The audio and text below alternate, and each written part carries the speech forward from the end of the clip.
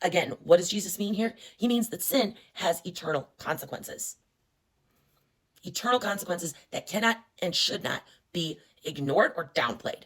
One of the early passages that you talk about is Mark 9:43-47, that talks about cutting off your limb if it causes you to sin, or plucking out your eye if it causes you to sin.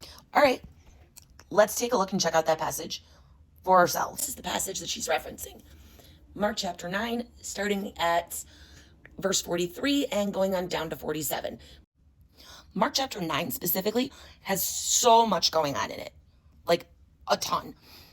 There is everything from Jesus or casting out a demon to questions of who is the greatest, all kinds of things. And then he gets to this very serious warning of the consequences of sin. 100%. Go read all of Mark chapter 9 in full. And then pick out just this specific passage.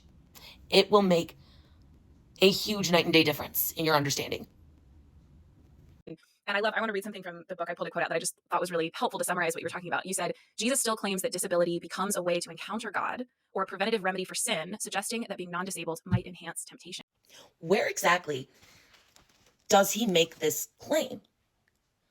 Seriously, when we look at that passage, this is a warning of the absolute seriousness of sin and the eternal consequences that come with it. This is not about being disabled and somehow encountering God because of it. That's not at all what Jesus is claiming. And certainly, it does not matter if being disabled gives you certain temptations and not others. That doesn't matter. That's irrelevant. Everyone's temptations are going to be different. What matters is the response to Jesus.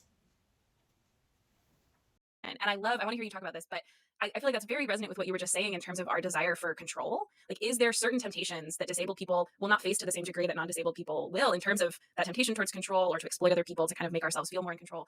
And why does that matter? Why is that relevant? So what if disabled people have certain temptations and not others? You talk a little bit about this passage, because I think it's one of those ones for all of the churches I've gone to that have been like, we believe the Bible, we believe the words on the page. We got to this and we don't know what to do with that. Yeah, everyone's a biblical literist until it gets to cutting off your own arms or legs, isn't it? Are they? I think when I have heard this passage talked about, it is usually talked about in the context of, wow, sin's bad, huh? That is really taking sin way too nonchalantly. I mean, it's not just, wow, sin is bad. No, sin is separation from God.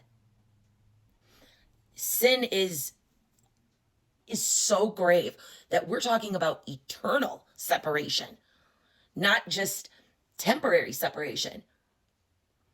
I don't think that's, I think if you're going to be reading disability into this, it's totally missing the mark. And it's definitely not taking sin seriously enough, because this is a warning of eternal consequences. See, Jesus is using, this is hyperbole. Jesus is not saying to literally go and cut off healthy limbs, but it's a hyperbole of how serious sin is. That if there is something causing you to sin, get rid of it. Get rid of it. Just because it is not worth throwing away an eternity in God's presence, no matter what it is on this earth, even to your own physical body.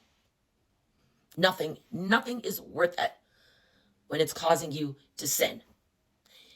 That's the purpose of that passage. And that's really the end of it. And no one wants to talk about disability within the context of this passage. And what if what Jesus is saying is that disability is a way to encounter God or a preventative remedy to sin? What if what Jesus is suggesting is that disability is a way to commune with the living God that non-disabled people don't encounter because that enhances temptation somehow? And this honestly sounds Gnostic in some way. If you're going to say that disabled people have some special understanding of God that non-disabled people don't have, or that we don't have certain temptations that non-disabled people do have. That's Gnosticism. That's not scriptural. That's not biblical at all. And there's nothing in this text or any other biblical text to support that claim. There just isn't. Now, if you think I'm wrong, gladly leave me a comment. Let me know what scripture you think does support this. But to my knowledge, there isn't one. There isn't one. And this is a form of Gnosticism, not biblical thinking. I, of course, am not advocating for a cut it off movement, but really just getting us to think about the ways that we conflate disability with sin. And there are so many other possibilities of what Jesus might mean here. What do you mean conflate disability with sin?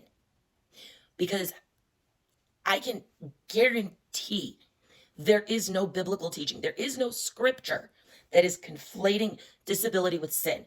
In fact, the only time that's referenced is in John 9, right? Verses 1-3, where it's people who make that mistake of conflating disability with sin. And it's Jesus making the correction to say that, no, that's not the case. But it is nowhere a biblically sound teaching to conflate disability with sin. Not at all. I think that that's just one way that disabled people are prophetic, that we are able to really show the church what is true about all of humanity and the fragile conditions that we live in our body minds, but also to reveal to everyone that we have worth and have dignity just because we bear the image of the creator of the universe. Yes, scripture does say that our intrinsic value is not tied to our work or to what we're able to do, but it is because we bear the image of God. We are made in God's image, and therefore we have intrinsic value. That's true. Not because we're really cool or we do great stuff or we have degrees. All of that's wonderful, but that's not where our worth comes from. It's just inherent because we are divine. Did you catch that? That subtle shift at the very end.